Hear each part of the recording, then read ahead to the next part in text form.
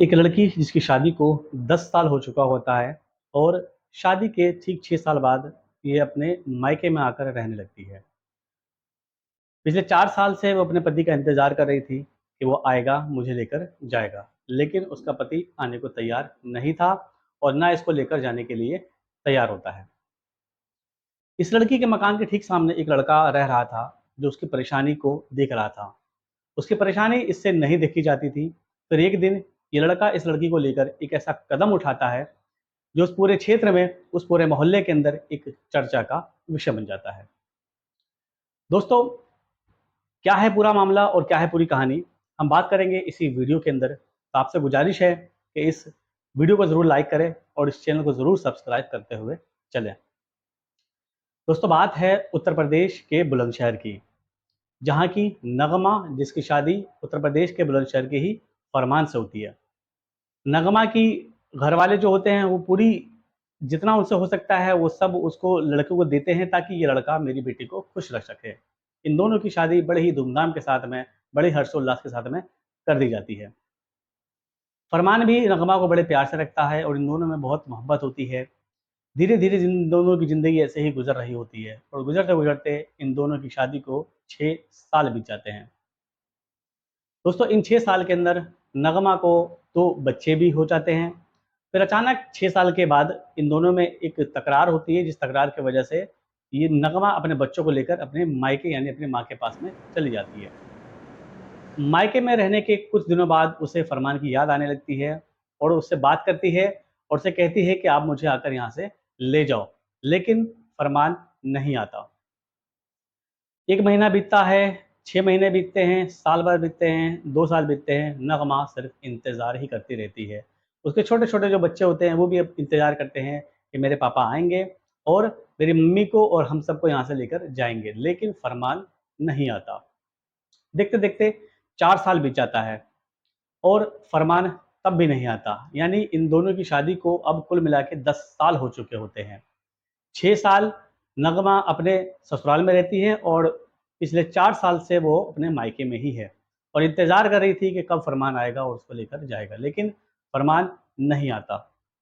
नगमा के पड़ोस में ही एक लड़का जिसका नाम साजिद होता है, वो रह रहा होता है और वो पिछले 4 साल से लगातार इसकी परेशानी को देख रहा था और ये देख रहा था कि एक लड़की जो 2 बच्चों के साथ में यहाँ पर आई है और 4 साल हो गए हैं और वो अपने नहीं जा रही है। और क्योंकि वो पड़ोस में था, उसको मालूम लग गया था कि इसका पति इसको लेने के लिए नहीं आ रहा है। धीरे-धीरे, देखते-देखते गुज़िश्ता 1 डेढ़ महीने पहले से साजिद के दिल में नगमा के लिए प्यार उमड़ने लगता है और वो उसको चाहने लगता है। साजिद ये कोशिश करता है कि कब मुझे मौका मिले और मैं नगमा से अपने दिल की बात करूं, लेकिन उसको ये मौका नहीं मिल पा रहा था। फिर एक दिन साजिद को मौका मिल जाता है और मौका देख के वो नगमा के पास जाता है और उससे बात करता है कि नगमा, मुझे तुम्हारी ये परेशानी देखी नहीं जाती।